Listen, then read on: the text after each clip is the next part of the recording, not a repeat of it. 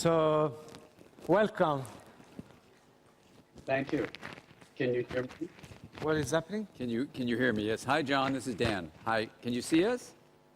Hi, Dan. Great to see. I can see you, actually. It's great to see you both. What is happening? We have a bad connection, I think. 1 second, John. The Yeah, sound is that's not a coming big through. echo. I can hear that. So can you hear us well? I can hear you very well. I see you very well. Beautiful. Okay. Perfect. Okay. The technician said that So it's, is that better now? yeah. It's starting to set it up. Yes. Okay.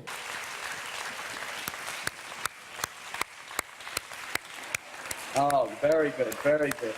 Yeah, very good. You do 1 minute. I'm going to. What's that? You do. Okay. Let me see. So, you talk to him. Okay.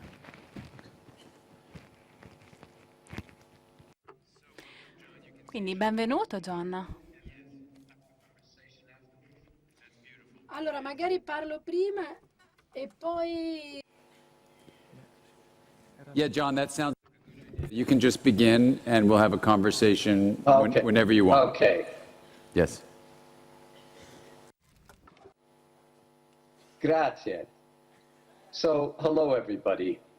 It's really, really wonderful for me to see you all out there.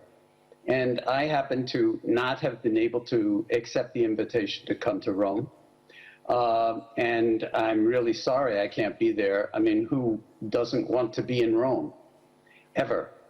So, but I really appreciate Alessandro and all of the organizers having been willing to set up this kind of technological link so that we have the possibility of actually being together, even though I'm sitting in a room in a rented house in Northampton, Massachusetts, for various reasons. And you may hear dogs barking or cars going by or trucks beeping or whatever in the background, I don't know, but we're doing the best we can.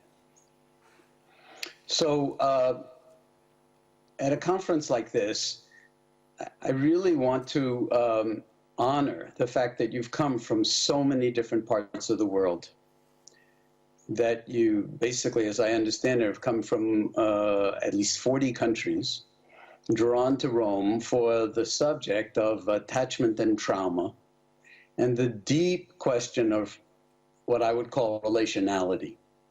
How can we be in relationship to suffering and to the enormity of the human condition, what Zorba the Greek called the full catastrophe of the human condition, and yet find a way to be in wise relationship to it that is healing, that is honoring of the deep humanity of all of us, including those who carry very, very deep wounds and do not even feel sometimes that we are part of humanity or that we are worthy of being part of humanity and live in these hell realms, so to speak, that act as prisons for us.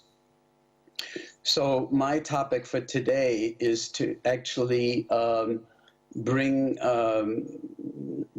into focus the work that my colleagues and I have been doing now for almost 40 years in the domain of what's called mindfulness-based interventions, and in particular, mindfulness-based stress reduction and its kissing cousin, mindfulness-based cognitive therapy.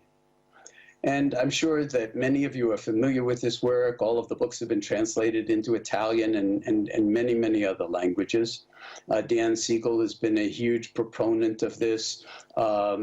There's really no separation in my mind between mindfulness and compassion. And so, you know, all of what you're hearing in terms of the work on compassion is also a major part of this. But what I want to stress today is that mindfulness is not a good idea, it's not a philosophy, it's not a therapy, and it's not a catechism or a technique. It is basically a way of being.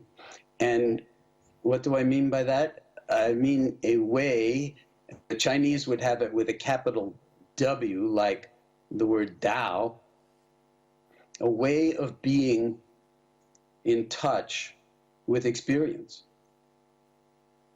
A way that is authentic and true and ethical and heartful, if you will, or loving, by virtue of our humanity. And that this way of being, one could call relationality, that we are aware of the ways in which we are in relationship to every aspect of life, inwardly and outwardly. And this is, it turns out, as I'm suggesting, not a philosophy, it's a way of being.